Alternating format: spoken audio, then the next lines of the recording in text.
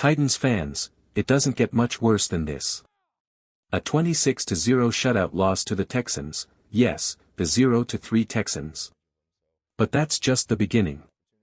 I've got 7 major updates you need to know about this disaster, from the offense completely falling apart to calls for a total rebuild.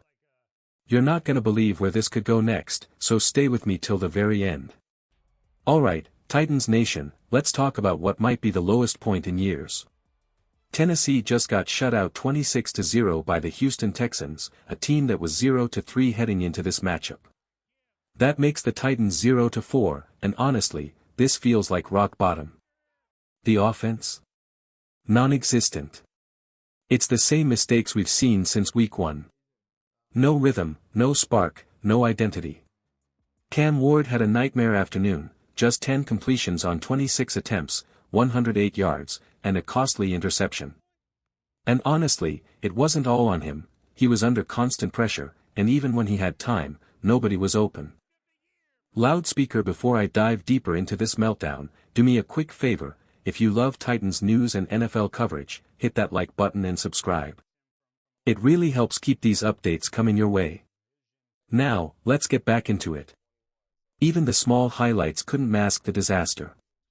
Jeffery Simmons broke through for a sack, but that was about it. On the other side, Houston's rookie quarterback C.J. Stroud looked calm, collected, and efficient, 22 of 28, 233 yards.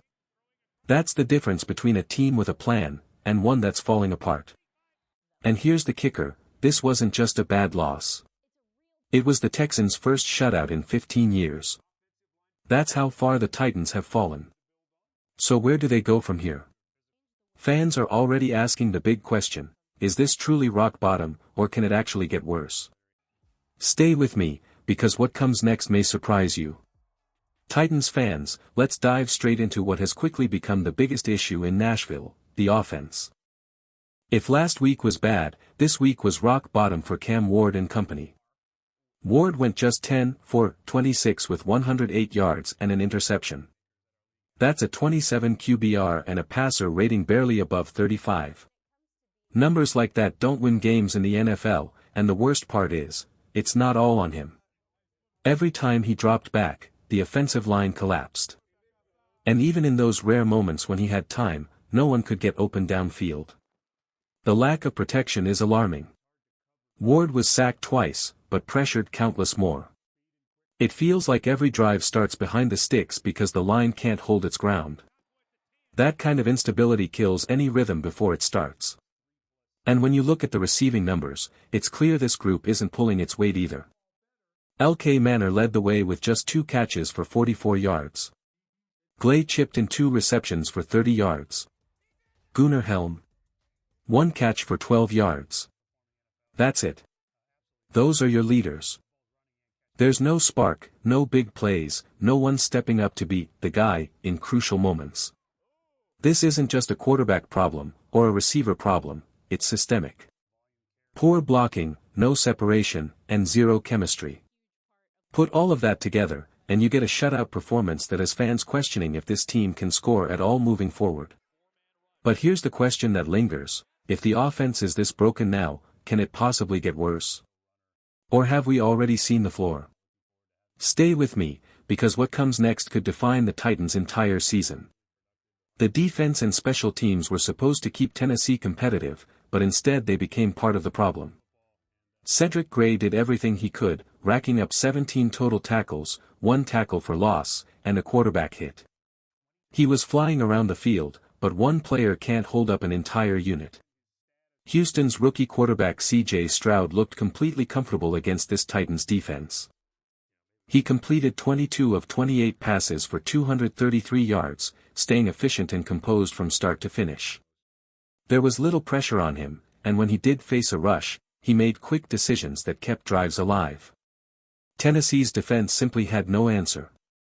Special teams didn't help either. Kicker Joey Sly missed 2 field goals, one of them a very manageable 41-yarder. In a game where points were hard to come by, those misses were gut punches. Instead of keeping the Titans in striking distance, the kicking woes only widened the gap. The end result? Houston earned its first shutout in 15 years, and they did it against a Titans team that looked flat in every phase.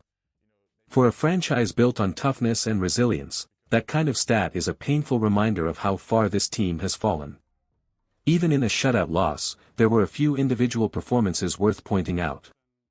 Jeffery Simmons managed to break through the line and record a sack on C.J. Stroud, one of the very few defensive highlights on an otherwise disappointing day. His effort and intensity stood out, even when the rest of the defense struggled to keep up. On the offensive side, Woody Marks provided the lone spark. He finished with 119 total yards and found the end zone on a rushing touchdown. Every time the Titans needed some kind of momentum, it felt like Marks was the only player capable of giving them a chance. His ability to fight for extra yards and keep plays alive was one of the few positives to take away from this game. While these moments didn't change the outcome, they at least showed that there are still players on this roster competing hard and trying to make a difference, even in the middle of a tough season. The frustration inside the Titans' locker room is becoming impossible to ignore. After the loss, quarterback Cam Ward didn't hold back, saying, "We have nothing to lose." It was a blunt reflection of how low morale has fallen and how little confidence remains in the team's direction. This sentiment echoes what fans are seeing on the field: consistent second-half collapses. Time and again, the Titans enter halftime either tied or within striking distance, only to unravel as the game goes on. Adjustments aren't being made, energy fades, and mistakes pile up. The lack of leadership and accountability is showing, and Ward's comments highlight a team that feels stuck, frustrated, and uncertain about how to move forward. It's not just about losing games, it's about how the team is losing them, and how it continues to fall apart in the moments that matter most. The coaching situation in Tennessee has become the central storyline of the season. Head coach Brian Callahan now holds a 3-18 record, and the pressure to make a change is louder than ever. Fans and analysts are pointing to the lack of progress and questioning why he's still in charge. One of the most glaring issues has been halftime adjustments. The Titans often go into the locker room close on the scoreboard, only to collapse in the second half. That inability to adapt and respond to opponents has been a constant theme and a major reason behind the team's struggles. As frustration grows, the idea of making an in-season coaching change is gaining traction. One name already being mentioned as a possible interim replacement is Mike McCoy, who brings prior head coaching experience. While a change wouldn't fix all the team's problems overnight, many believe it would at least send the message that accountability still matters in Tennessee. With the season slipping away, many are calling for a full rebuild in Tennessee. The idea is simple: blow up the roster and start over. That means exploring trades for some of the biggest names, including Jeffery Simmons, Calvin Ridley, Tony Pollard, and Kevin Zeitler. Moving veterans could bring back valuable draft capital to speed up the reset. The hard truth is that this season is essentially over. At 0-4 with no signs of improvement, there's little reason to believe a turnaround is coming. Accepting that reality is the first step toward building a more competitive future. Attention is already shifting toward the draft. With the way things are going, the Titans could be in contention for the number 1 overall pick. That possibility raises major questions about what direction the franchise should take, whether to rebuild around a young quarterback, reinforce the offensive line, or completely reshape the identity of the team. For now, the message is clear: the time to think about tomorrow has arrived, because this year is quickly slipping away. Looking ahead, the Titans' schedule doesn't provide much relief. There are only a handful of games that could be considered winnable, perhaps matchups against the Browns, Saints, or Patriots. Even then, nothing feels guaranteed with how this team has been performing. Most of the upcoming opponents are stronger, more consistent, and better coached. That makes it difficult to imagine Tennessee turning things around in the near future. Instead, the outlook points to continued struggles, with more frustrating performances likely on the horizon. The question isn't whether the Titans can make the playoffs anymore, it's whether they'll be able to avoid finishing near the very bottom of the league standings. With little momentum and confidence left, the rest of the season looks more like a fight for pride than a push for wins. The message at the end of another brutal loss is straightforward. The Titans must make a change at head coach. Brian Callahan's time has run its course, and firing him feels inevitable. His record and lack of adjustment speak for themselves. Beyond coaching, this roster also needs a reset.